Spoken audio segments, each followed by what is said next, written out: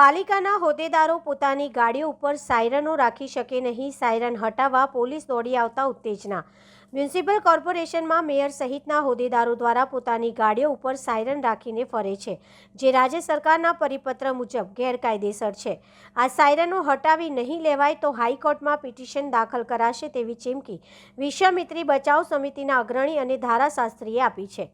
ગતરોજ વિશ્વામિત્રી બચાવ સમિતિએ 100 નંબર પોલીસ કંટ્રોલ પર સાયરન અંગે વર્દી લખાવતા ત્યાંથી નવાપુરા પોલીસને જાણ કરતા નવાપુરા પોલીસ ટ્રાફિક પોલીસનો મામલો હોવાનું જણાવતા ટ્રાફિક પોલીસ સાંજે કોર્પોરેશનના પરિસરમાં આવી પહોંચી હતી।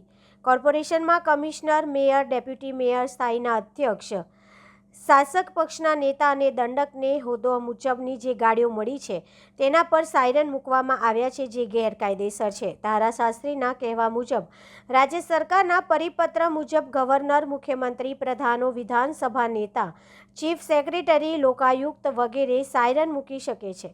અગાઉ કોર્પોરેશનની વ્હીકલ પુલ શાખામાં આરટીઆઈ કરીને સાયરન માટે જવાબ માંગ્યો હતો ત્યારે એવું કહ્યું હતું કે અમારી પાસે કોઈ પરિપત્ર નથી। હકીકતમાં આ બધા હોદ્દેદારો ગેરકાયદેસર સાયરન લગાવી વટ પાડી લોકોમાં રોલા લગાવતા ફરે છે। હવે તો ગામડાઓમાં સરપંચો પણ તેમની ગાડી પર સાયરન મૂકીને ફરે છે। આ બધા જ નેતાને સાયલન્સ ઝોનની પણ ખબર નથી અને સાયલન્સ ઝોનમાં વગાડતા નીકળી પડે છે। જોકે મોડી સાંજ સુધી પોલીસે કોઈ કાર્યવાહી કરી ન હતી।